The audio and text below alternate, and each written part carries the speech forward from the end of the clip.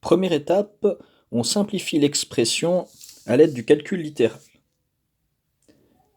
Moins 2 fois x, ça fait moins 2x, moins 2 fois m, moins 2m. De l'autre côté, il reste 4x moins 6. Puis maintenant, on va mettre tous les monômes qui ont des x du même côté, tous ceux qui n'ont pas de x de l'autre. Ici, comme il y a 4x à droite, on va passer tous les monômes qui ont des x à droite, tous ceux qui n'en ont pas à gauche. À droite, on obtient donc 4x, moins 2x en passant à droite devient plus 2x, ça fait 6x, 3x devient moins 3x, on obtient donc 3x à droite. De l'autre côté, le moins 6 devient plus 6, le moins 2m reste, on obtient donc l'expression simplifiée 6 moins 2m égale 3x. Une fois qu'on est là, le but est de diviser par le coefficient de x, c'est-à-dire 3, de façon à obtenir x égale une expression qui dépend de m.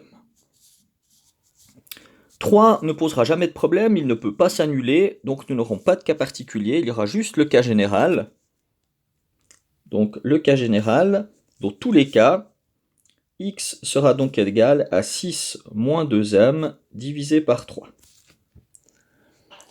Maintenant, on essaye de répondre aux questions qui sont posées. Est-ce qu'il est possible, petit a, est-ce qu'il est possible que s soit égal à l'ensemble de tous les nombres réels? Non, c'est impossible, puisque nous n'avons pas de cas particulier. C'est donc impossible.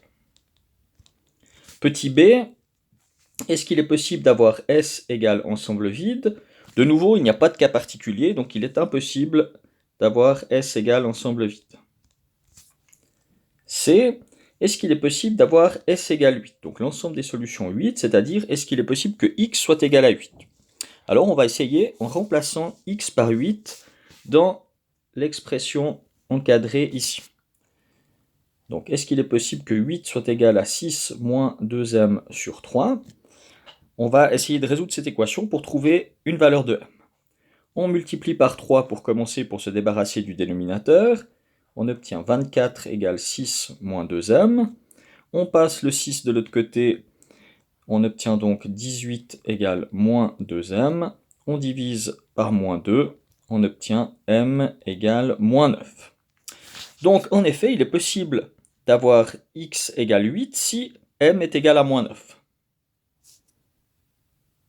Donc si m égale moins 9, alors on a s égale 8, c'est-à-dire que la solution pour x est 8.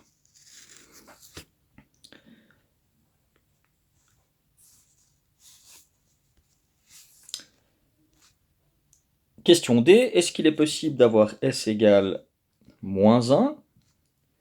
Donc de nouveau, on va remplacer x par moins 1 et regarder si on obtient un m qui nous permettra donc d'avoir moins 1 comme solution. Donc moins 1 égale 6 moins 2m sur 3. On résout de la même façon qu'au point C. On multiplie par 3. Moins 3 égale 6 moins 2m. On passe le 6 de l'autre côté en enlevant 6 partout. On obtient moins 9 égale moins 2m. On divise par moins 2 et on obtient que m est égal à 9 sur 2. Les deux signes moins se sont annulés, donc ça donne une réponse positive. Donc voilà, si m est égal à 9 sur 2, alors on aura que s est égal à moins 1.